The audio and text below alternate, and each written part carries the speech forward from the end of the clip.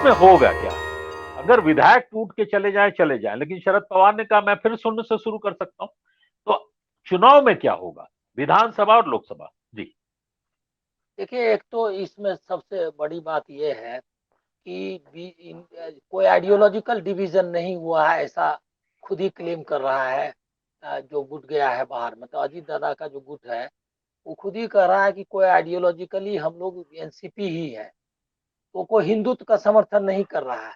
तो इससे बीजेपी की जो नैरेटिव है वो कोई स्ट्रेंथन नहीं होती है। सिर्फ इतना कर रहा है कि मोदी जो है वो मतलब उनके पक्ष में वो जीत कर फिर से आएंगे, करिश्माई वगैरह जो भी है उसके उनकी तारीफ कर रहा है।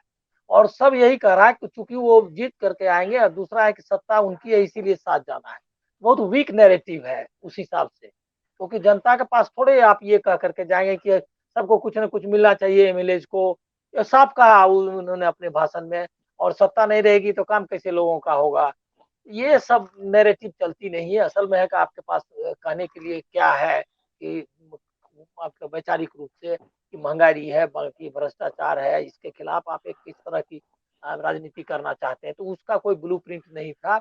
एक टिपिकल मतलब इस तरह का कि जो कि काम धाम हो जाए, इस तरह का एक वो आपको एमएलए के लेवल पर तो बोलते हैं तो चलता है, लेकिन वो स्टेट लेवल पे कोई पॉलिटिक्स इस तरह नहीं कर सकता। तो अजीत पवार का आज का पूरा भाषण जो था वो सारा एक तो विक्टिम कार्ड बनाना चाहते थे कि सुप्रिया सुले वर्सेस अपना बताया उन्होंने, फिर वो बूढ़े हो गए लेकिन हमको नहीं दिया सत्ता। तो सबका ये था, मतलब निचोड़ ये कि सत्ता हमको उनको हाथ में दे देनी चाहिए थी और हम बीजेपी के साथ चले जाते। ये कोई लॉजिक चलने वाला नहीं है लोगों के बीच में। तो क्या क्यों चले जाते? इसीलिए कि सत्ता उनके पास है। ऐसा ही इसका इसका अर्थ निकलता है। ले और दूसरा कि जिस तरह से प्रफुल्ल पटेल वगैरह भी उन पर आक्रमण कर रहे थे, अब शरद पवार पर कोशिश की कि मैं भी जानता हूं और सीक्रेट वगैरह, मतलब कुछ इस तरह का भी बोला उन्होंने। ये कोई शरद पवार को, मतलब शरद पवार के खिलाफ इस तरह के की बात करेंगे तो हम मुझको नहीं लगता कि एनसीपी का जो कैडर है या जो समर्थक है वो आने वाला है। तो एक तरफ तो उनको बता रहे थे कि आप हमारे देव हैं, और उसके बाद दूसरी तरफ उनको इस तरह से कर रहे थे। जो उसने सही कहा शरद पवार ने कि अगर हम देव हैं तो हम फिर हम पर इस तरह का आक्षेप क्यों लगाते हो? और दूसरा है क्या कि तो फिर मेरी फोटो क्यों लगाते हो? उन्होंने बड़ा सबसे बड़ा फोटो वो शरद पवार का ही लगाना पड़ा उनको। तो अभी है क्या कि ईडी के प्रेशर में उसमें 9 में 9 मिनिस्टर्स ईडी के भयंकर प्रेशर में थे। और लोगों का यहाँ पर एक गॉसिप चल रहा है जिसका कि मतलब जो ऑथेंटिक नहीं हो सकता हो, कि ईडी ने अरेस्ट करने की उनकी तैयारी कर ली थी, ऐसा फैल गया था। तो इसीलिए उनको ताबड़तोड़ जाना था।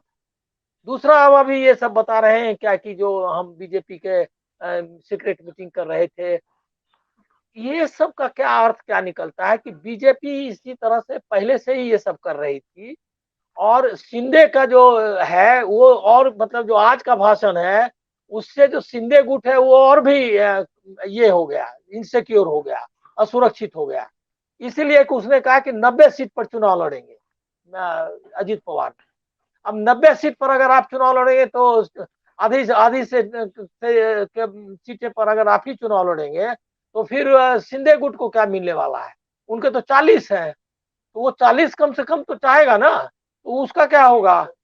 तो वो, और उनको अब मंत्रिमंडल में जगह नहीं मिलने वाली। आज ही कोई बता रहा था, अभी मैंने देखा नहीं, एक उनका विधायक जो कहने लगा कि अब भाई हमारे 9 मंत्री रिजाइन करें, जो मतलब 8 मंत्री जो शिंदे के साथ शपथ ग्रहण लिए हैं, और हम लोगों को मौका दे। हम लोगों ने क्या गलती की? हम लोगों को कुछ नहीं मिला। ये विद्रोह तो हमने भी किया है। तो अब वहां देखिए, डिमांड होने लगा है ये कि भाई जो भी एक साल बचा हुआ है, 1.5 साल, उसके लिए हमको भी कुछ मिलना चाहिए। तो अब ये फ्री फॉर ऑल हो गया। दूसरा है क्या कि इस नैरेटिव से बीजेपी का बीजेपी एज एक जो फोर्स इतने लंबे समय से एक पार्टी बनाई थी जिसके लीडर देवेंद्र फडणवीस को इमर्ज कराया था, बड़े नेता मतलब नितिन गडकरी जैसे, और भी कई काफी अच्छे अच्छे लीडर्स उन्होंने बना लिए थे। अब ये सारा डिबेट में उन लोगों का कोई अर्थ नहीं रह गया है, क्योंकि डिबेट तो अब चल रहा है कि अजीत पवार नेता कि शरद पवार नेता कि भुजबल नेता रहेंगे कि फलना का क्या होगा। तो जो पूरा परसेप्शन का वार है लोगों के बीच में, उसमें यही शिंदे का क्या होगा, उद्धव ठाकरे का क्या होगा, तो आप कहीं है ही नहीं। अभी अब कोई चर्चा भी नहीं कर रहा है कि देवेंद्र फडणवीस का क्या होगा, क्योंकि अब सारा सेंटर ही, अब अगर ये 6 महीने 8 महीने यही चलता रहा तो आप बीजेपी जी का सोच लीजिए कि बीजेपी जो पब्लिक माइंड में उसकी स्पेस है वो भी चली जाएगी, नैरेटिव भी कुछ बचता नहीं है। तो क्या होने वाला है, एक चीज मैं खाली कहूंगा कि आज कोई लोकल जर्नलिस्ट से मेरी बात हो रही थी, उनका कहना यह था कि बीजेपी को 5 6 7 सीट मिलने वाली की संभावना थी 2024 में, ऐसा लोग मानते थे। वो अब जी ये सब मतलब मेस करके, मतलब इतना प्रॉब्लम क्रिएट हम्म करके, तो उससे 6 से 10 हो सकता है, 3 4 सीट और बढ़ जाएगी।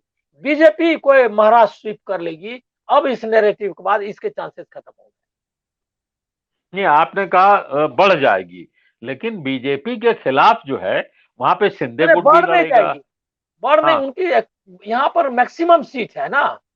तो लोगों का हाँ अंदाजा था कि 6 सीट मान लिया, उनका कहना था सिंगल डिजिट में होगा अगर हम्म ये सब नहीं हम्म करते। तो अब वो सिंगल हाँ डिजिट से मान लिया 8 मतलब 6 कह रहा था वो सब, तो वो ऐसे आंकड़े मतलब बता रहा है। हम्म तो 6 से 10 जी हो जाएगा, मतलब रहेगा सिंगल डिजिट के आसपास ही, डबल डिजिट किसी तरह हाँ, टच करेगा।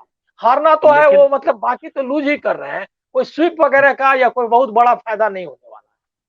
बिल्कुल वो मैं मतलब वो सुनील जी बेस, आपके पास नहीं हूँ। नहीं, वो हाँ बेस, वो जो बेस बना रहा है वो खुद का है ना, इमेजिनरी है ना हाँ कि 6 सीट ही वो दे रहे हैं।